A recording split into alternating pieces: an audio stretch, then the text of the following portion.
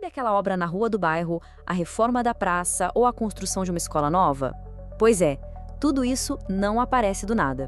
Bem antes de qualquer máquina chegar no local, existe uma série de decisões financeiras que são cruciais, que precisam ser tomadas.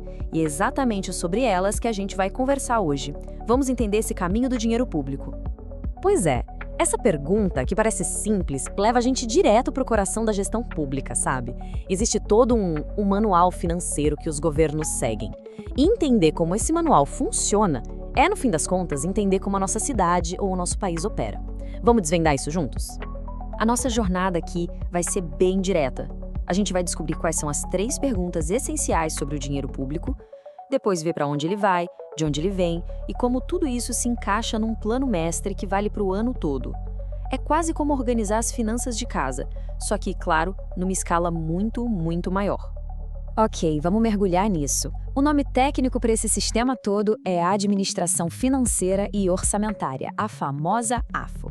Mas olha, tirando o nome complicado, na prática, a AFO é basicamente um método usado para responder a 3 perguntas centrais sobre como usar o dinheiro que é de todo mundo. E aqui estão elas. É uma sequência bem lógica, na verdade. Primeiro, o governo decide onde vai investir. Depois, vem a pergunta como arranjar o dinheiro para esses investimentos. E por fim, como é que se junta tudo isso num plano oficial, com força de lei, que é o orçamento? Uma decisão leva a outra. É esse o caminho que a gente vai seguir agora. Vamos começar com a primeira grande questão. A decisão de investimento, ela é sobre escolher o que o governo vai construir, comprar ou melhorar, pensando no longo prazo. São coisas que, idealmente, vão beneficiar a população por muitos e muitos anos. Então, o ponto-chave aqui é o seguinte: não estamos falando das despesas do dia a dia, tipo pagar a conta de luz de um prédio público ou os salários dos servidores. Não. Estamos falando de aplicar recursos em ativos que vão durar, que vão gerar valor ao longo do tempo. É, de certa forma, uma aposta no futuro. E o que é interessante aqui são os exemplos. Um investimento público pode ser algo bem físico, né? Como reformar um prédio, comprar uma frota nova de ambulâncias, mas também pode ser algo que a gente não pega na mão, como um grande sistema de tecnologia para a cidade toda ou um treinamento super avançado para os servidores. Tudo isso é visto como um ativo de longo prazo. Isso aqui mostra que a coisa é séria. Essas grandes compras, esses projetos, eles não são feitos de qualquer jeito. Eles precisam ser planejados e registrados oficialmente, de acordo com a lei, numa parte específica do orçamento anual, que é o chamado orçamento de capital. Certo, já vimos onde o dinheiro pode ser gasto. A próxima pergunta, então, é meio óbvia. De onde ele vem? E é aqui que entra a segunda grande decisão, a de financiamento. Basicamente, essa decisão define as fontes da grana. O governo vai usar recursos que ele mesmo arrecadou? Vai receber de outras esferas de governo, como do Estado ou da União? Ou vai precisar pegar dinheiro emprestado no mercado? Esse slide deixa a diferença bem clara. As fontes internas são o dinheiro da casa, que vem principalmente dos impostos que o próprio município arrecada, por exemplo. Já as fontes externas são recursos que vêm de fora, empréstimos de bancos, repasses do governo federal ou até a venda de títulos da dívida pública. E aqui tem um ponto fundamental.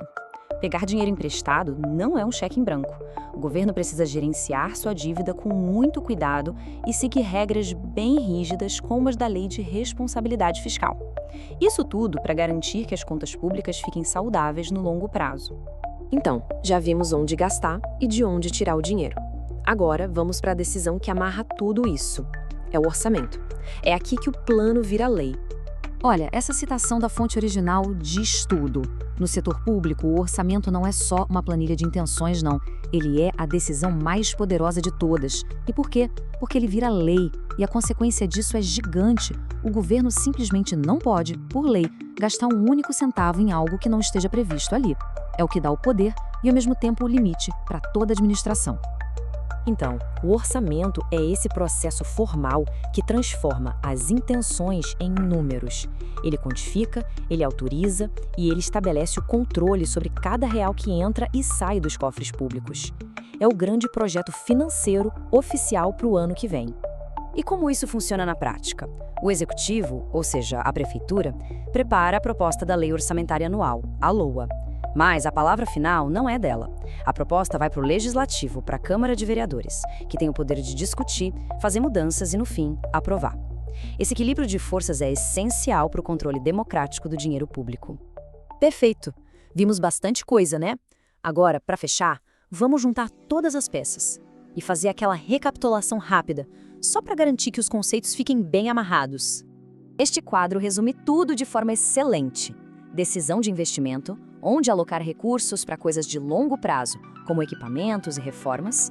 Decisão de financiamento, como conseguir esse dinheiro, seja com impostos, empréstimos ou repasses.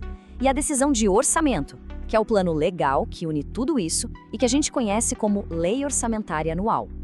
E o ponto crucial para a gente guardar é este. As 3 decisões não são coisas separadas, elas formam um ciclo. Investimento, financiamento e orçamento são, literalmente, a espinha dorsal da gestão financeira pública. Uma depende da outra para que a máquina do governo funcione de um jeito organizado e responsável. E tudo isso nos leva a uma reflexão final, né? O orçamento é um plano público que afeta a vida de todo mundo. Então, a grande pergunta que fica é: como cada pessoa pode participar mais ativamente desse processo na sua cidade, no seu estado? Fica aí o convite à reflexão.